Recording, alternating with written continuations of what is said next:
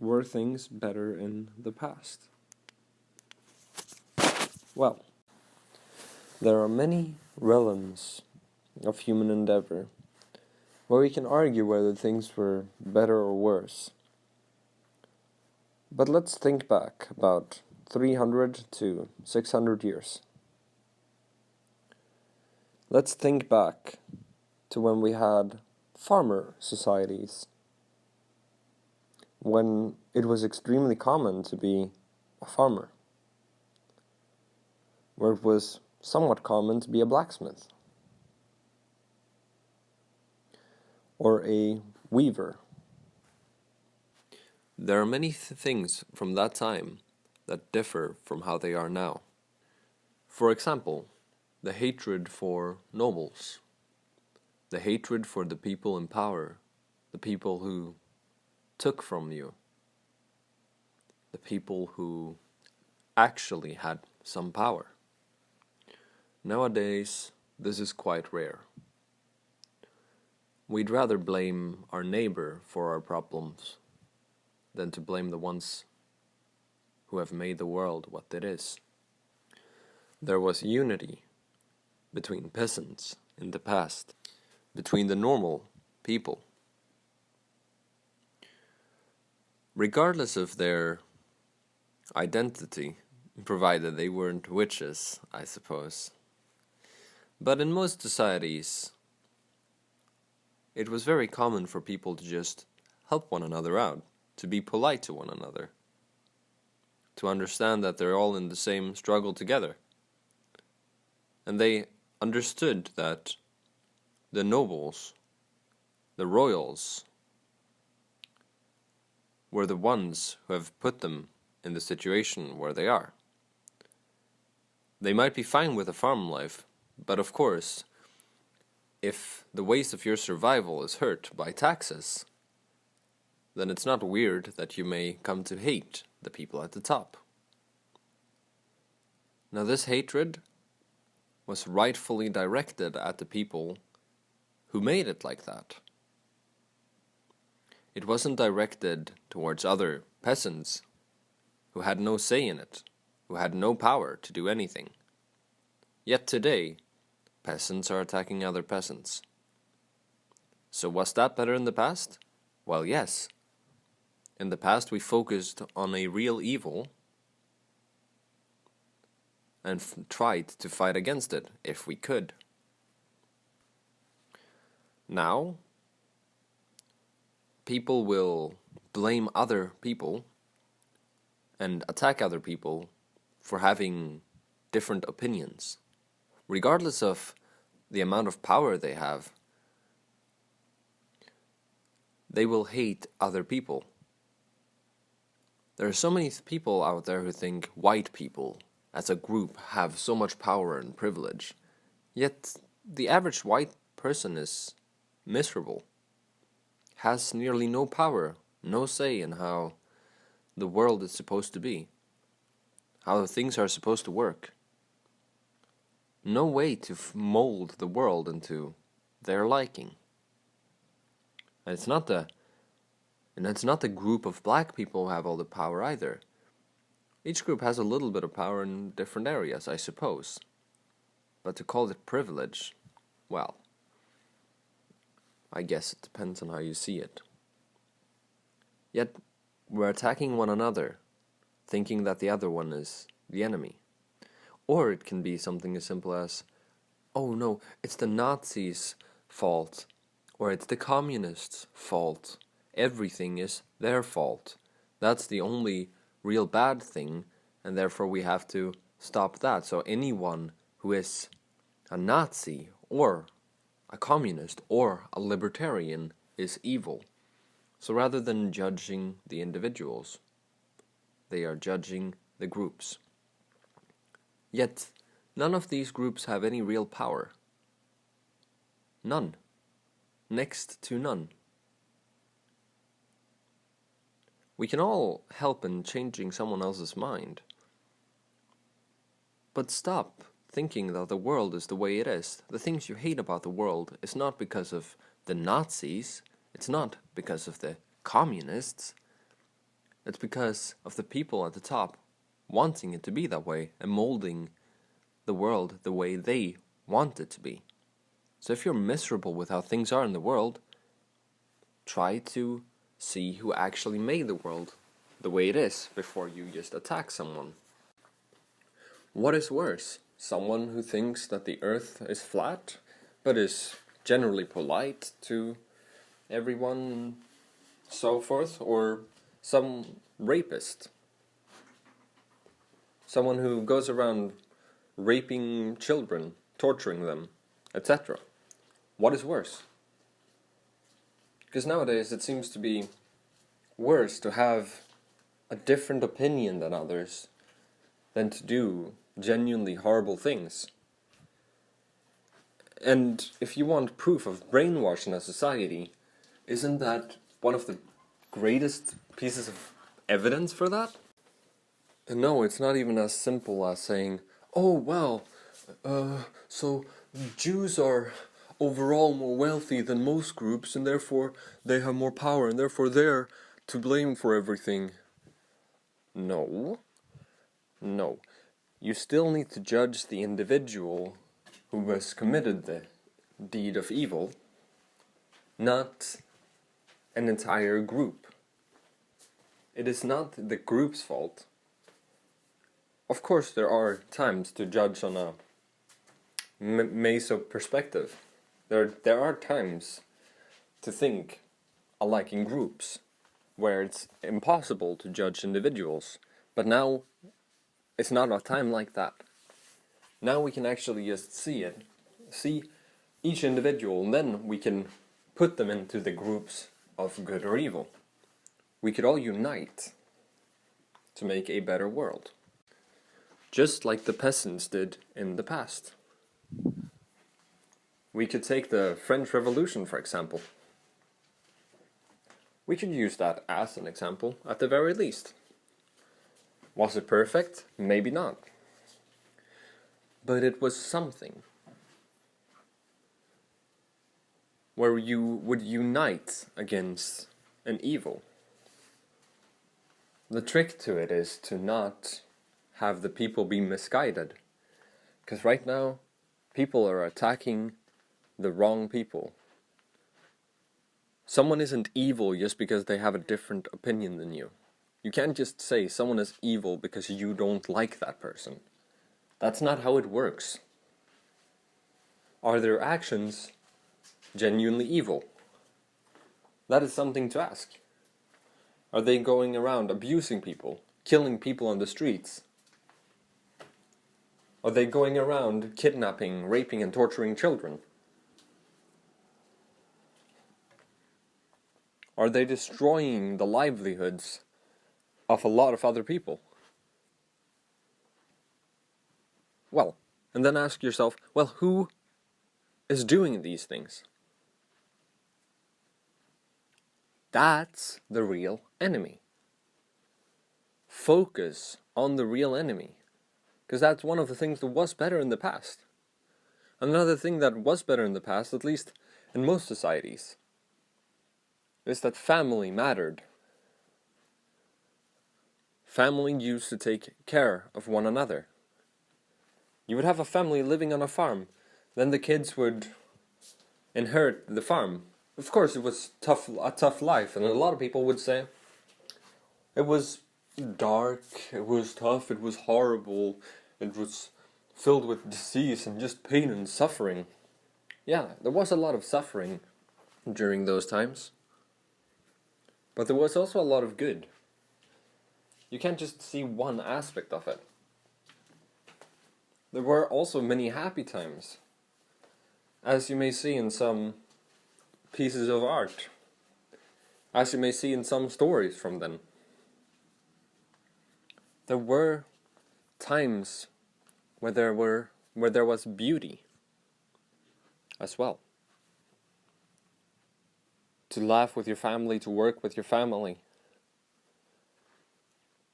to fall in love with the neighbor's daughter,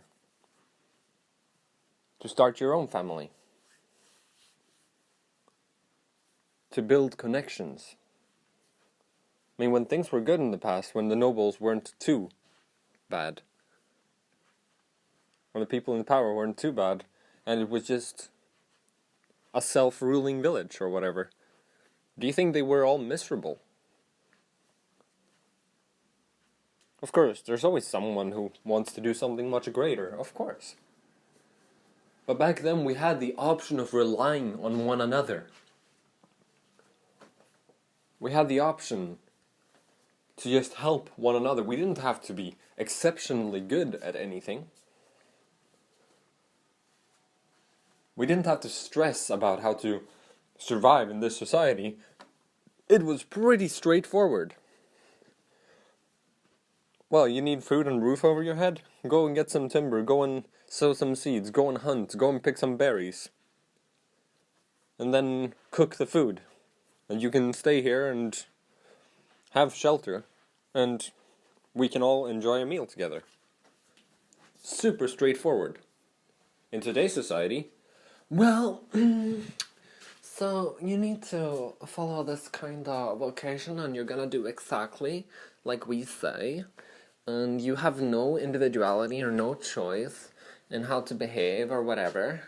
It's like you're just gonna do what we say, and also take this course in our brainwashing, so that you won't be a bigot, so you can focus on problems that don't exist instead of actually solving the real problems. We would really like that in this job. But of course, there were things that were much better, or that are much better now than they were in the past. For example, the scientific advancements. Now, you can argue that this is one of the reasons why things are shit, but it's still the people in power who made it the way it is. Like, let's say we had a little bit more of AI, but let's say the people at the top wouldn't have any real power. Let's say most of society would be self-ruled or ruled by the people. Your life would be ruled by yourself. Somewhat. I mean, there would always be things you have to do, of course. But would things really be that bad then? Couldn't you create more unity? There are things that could change in our society. But anyways, science? Definitely something great. Being able to watch series, being able to watch anime, I mean, it is an escape, and that's not necessarily always a good thing. Escaping reality can be very useful in order to deal with stress, to deal with the pain. But it can also make us stagnant. It can also make us not take action. But of course, I'm an advocate for science. And medication and everything. We live longer than we did in the past, and that would be a good thing if we could have the form of unity we did in the past. If we could help one another out. If we could try to build something greater. We gain nothing from peasants attacking one another. From our own tribe fighting amongst themselves. The only way to gain out of something is if the tribe would unite. Truly unite against a common evil. It doesn't matter what kind of party you like. It doesn't matter what your politics may be. We can all agree that rape is wrong. We can all agree that the actions are what matter. That's something we can agree on. Or at least that they matter the most. So why don't we act upon that? Why would it matter what someone says online? It doesn't matter if someone is racist. It doesn't matter. None of it matters. It's their actions that matter. Their words don't matter at all. There are always ways to get by. It doesn't matter what someone may call me. what your opinion may be on me. I mean, I would like for you to hate me for who I am, or like me for who I am. Not hate me for who I'm not, or like me for who I'm not. So if you're gonna choose one of those things, please, be honest. Because I'm fine with that. But what's important is that we actually unite. A real good versus a real evil. Because then we can have the good things that we used to have in the past.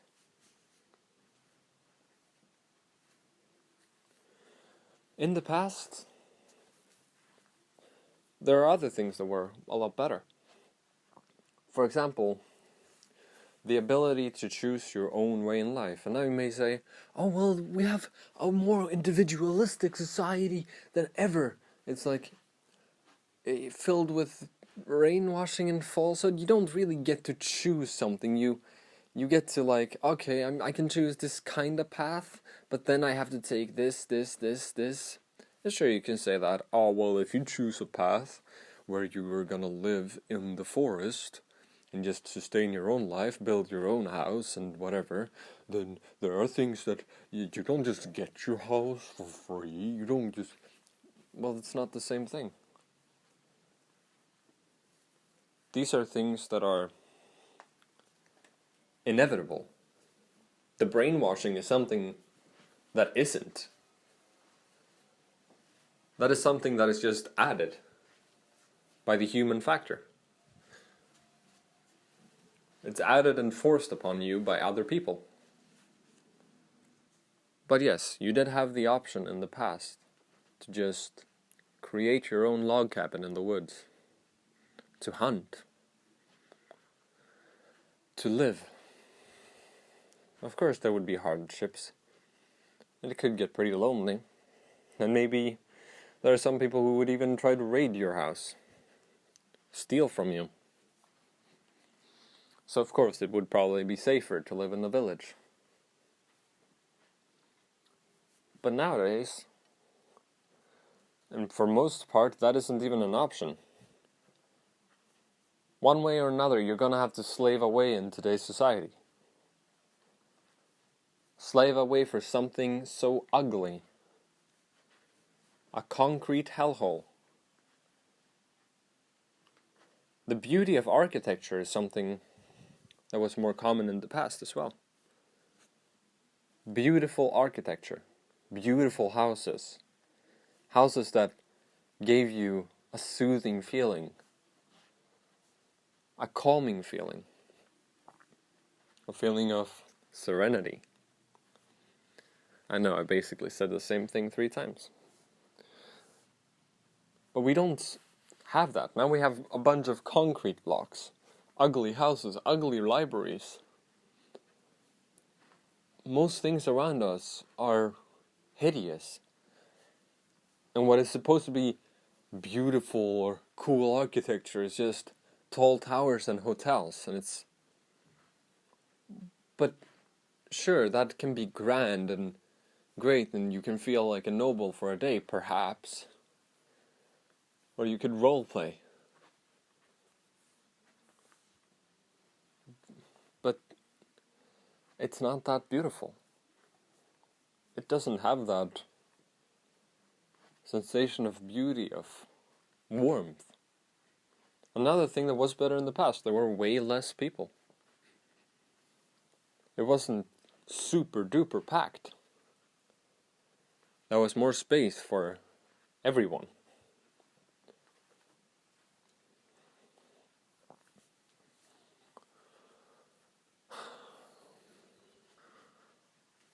Let's think of something else. Men and women. This is one of the more important things. A lot of people who have been brainwashed will make the claim that we used to live in super duper sexist society. I mean, at least in the West, which is, well, for most part, kinda false. We lived in a society where men and women cooperated, where we both had responsibilities, things we had to do. Women had to do certain things, and men had to do certain things. Men had to do the things that they were better suited for. And so women would have to take the other responsibilities. And you think that's sexist? Some people think that's sexist. I think it's sexist to call that sexist. Because basically you're saying that one gender should have responsibilities while the other one shouldn't. And of course, if there's a woman who is extremely suited to a man's type of work, then by all means. But that doesn't really matter, and that's not the topic of this video. But the relations between men and women used to be way better. We're not escaping male or female nature. But back in the past, at least we cooperated.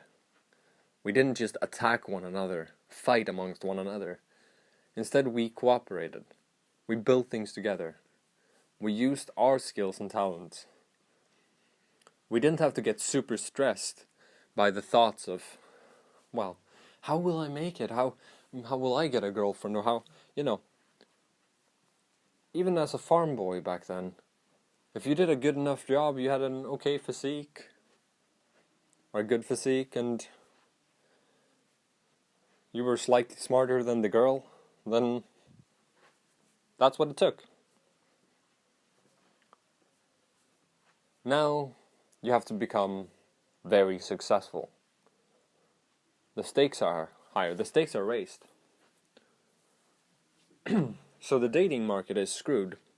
But I'm fine with things being more difficult for men. That's not really what what I have trouble with here, or what I have any problems with. I mean, it can be a bit annoying, but the reward is also just not really there. I mean, what you want is the cooperation, right? As a man, or as men, we want the cooperation. We want the love, we want the mutual love, that both of us are making an effort for the relationship, that both of us have responsibilities, that we're both willing to do things that are difficult. But you could ask most men and find out that women don't really care much for responsibility, for doing their part. And it's wrong to expect things of them. Many men would claim that, at least. And that's something worth looking into. You may not agree, but it's something definitely worth looking into. I would definitely prefer, myself at least, to live in the past. To be a blacksmith. Potentially a farmer. I would prefer that to how I'm currently living. I would prefer to be able to find some girl that I can love that would be mine for the rest of my life. That I could work together with to create something great.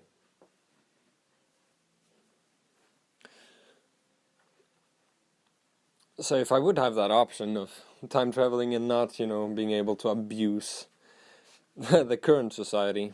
I mean, of course, it would be great to be a millionaire and to be one on the top here. But even that would be, even though things would be easier, things would be settled and you could live your life the way you want to with financial freedom, there are things you can't do much about. At least not alone. Changing the world for the better is something extremely difficult. And even if you have a lot of money and quite a bit of influence, you might get killed off. Now this is actually something that also happened in the past. So this isn't something that is... human nature has largely stayed the same. It's just that it's been directed towards the wrong path. human nature is just abused nowadays. Completely abused. But of course, in the past, you had people who would poison kings, you had people who would poison certain nobles, well, other nobles that would poison nobles. Oh, you wanna make things better for the peasants, huh? You want the taxes to be 35%, not 50, huh? Well, oh, it's a shame that it would be a shame if you would if you would somehow, die in your sleep tonight. Wink, wink. Anyways, thank you for listening to this podcast so far. If you have any questions, just leave them down below. I mean, I can make more of these. It's absolutely no problem. Because I would like to gain a little bit of influence. I would like to be able to share my views and my thoughts with the idea of learning things from as many people as I can, from as many things as I can, and trying to create the best thing out of it. Like Kierkegaard said, in order to be able to help a person, you must first be able to understand the person, to understand what that person knows. First, then, you can help them. Well, I mean, like on a deeper level, obviously you can help someone lift a load. But yeah, anyways. It's not like I need to clarify these for my genius audience, right? Alright, until next time. Cheers.